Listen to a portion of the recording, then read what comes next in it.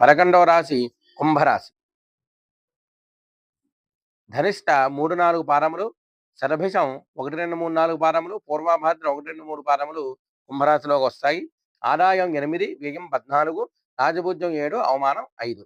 అలాగే ఈ రాశివారికి గురుడు మే 15 నుండి కూడా పంచమ స్థానంలో తామ్రమూర్తిగా సామాన్య ఫలితాలను ఇస్తూ, మరియు శని సంవత్సరం అంతా కూడా ధనస్థానం ముందు సువర్ణమూర్తిగా సర్వ శుభాలను కలగజేయును.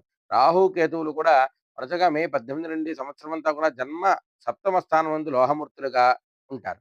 అలాగే ఈ రాశి వారికి గతం కంటే భిన్నంగా నూతన వరవడిని కలిగి ఆదాయ మార్గాలను పెంచడం ద్వారా ఆర్థిక సంక్షోభాన్ని అధిగమిస్తారు. ఉద్యోగం ఆశించే వారికి వచ్చిన ఉద్యోగం లభిస్తుంది.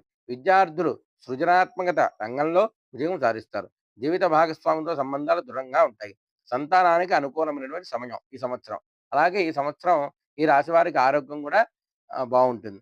అలాగే శని కుంభరాశికి మాతృగృహ వాహన సౌఖ్య విషయమును ప్రభావం చేసే చతుర్థ స్థానమందు ఆయువును సూచించే అష్టమ స్థానమందు లాభస్థానం వీక్షించాలి. ఈ సంవత్సరంలో ధనమును ఎలా సంపాదించాలో అనుభవపూర్వకంగా తెలుసు సంపాదిస్తారు. అలాగే బహు పరిశ్రమ చేసే సంపదను కూడబెట్టడంలో విజయం సాధిస్తారు.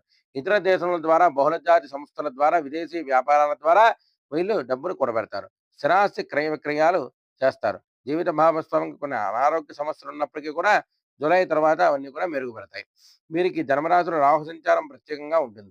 ముఖ్యంగా మీ ఆలోచన మరియు అవగాహన శక్తిని ప్రభావితం చేస్తుంది. జన్మరాశిలో రాహు సంచారం వలన కొద్దిగా సరైన నిర్ణయాలు తీసుకోలేరు. అనాలోచితంగా ఏ నిర్ణయమైనా తీసుకునే అవకాశం ఉంది. ఇది ప్రతి పనిలో తొందరపాటును సూచిస్తుంది. ఆ పనుల్లో ఆటంకాలను ఏర్పరుస్తుంది. వీరికి అదృష్ట సంఖ్య 8. వీరు ప్రతి శనివారము ఆ ప్రతి శనివారం హనుమాన్ చాలీసా పారాయణ, దుర్గా స్తోత్ర పారాయణ, అలాగే శివారాధన చేయడం ద్వారా వారికి ఉపశమనం కలుగుతుంది.